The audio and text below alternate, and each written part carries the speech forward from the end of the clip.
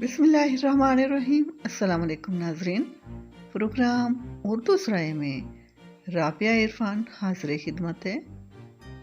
ناظرین، جیسا کہ آپ سکرین پر دیکھ رہے ہیں، آج کا سوال ہے لفظ در فتن تنی کا کیا مطلب ہے اور پہلی بار کہاں استعمال کیا گیا؟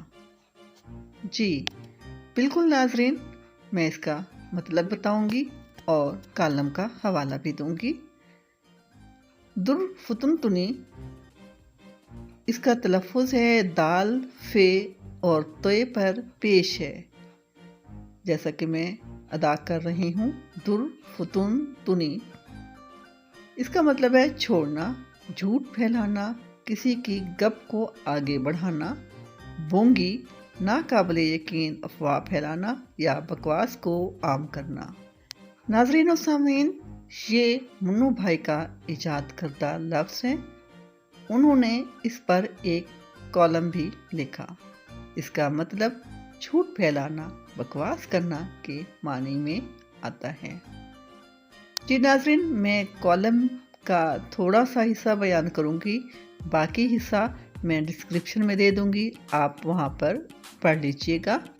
جی ناظرین، کالم کا عنوان ہے در فتن تنی اور شر فتن تنی سے آگے کی مشرف تنی، گریبان از منو بھائی۔ جی تو ناظرین، میں ان کے کالم سے مختصر سا اقتباس سنانا چاہوں گی۔ وہ لکھتے ہیں کہ ادارتی صفحہ کے 7ویں مہینے کی 7 تاریخ کو جنم لینے والے میرے گریبان نے 7 جولائی 2009 کو اپنی اخباری زندگی کے 40ویں سال میں قدم رکھا، اور اس کے ساتھ ہی در فتن تنی نے بھی میری ان تحریروں میں اپنے 39 سال پورے کیے۔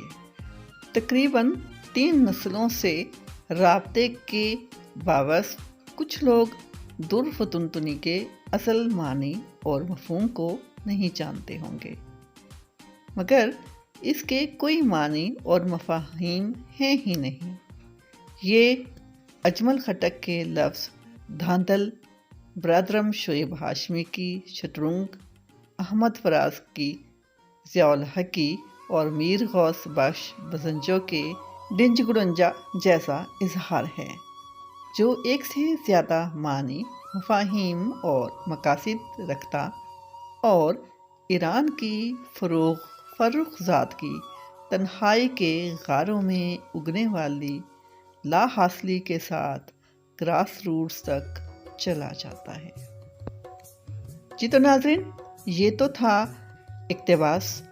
مکمل تفصیلی کالم آپ ڈسکرپشن میں ملاحظہ فرمائیے گا۔ منو بھائی کا مذکورہ کالم ویڈیو کی ڈسکرپشن میں کمی بیشی کے بغیر موجود ہے۔ نوٹ کیجیے گا کہ چینل کا اس تحریر سے متفق ہونا ضروری نہیں۔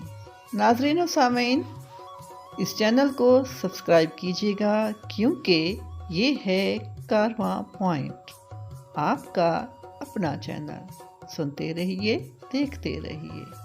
کامنٹ باکس میں ضرور بتائیے گا کہ آج کی ویڈیو آپ کو کیسی لگی۔ پاکستان زندہ باد۔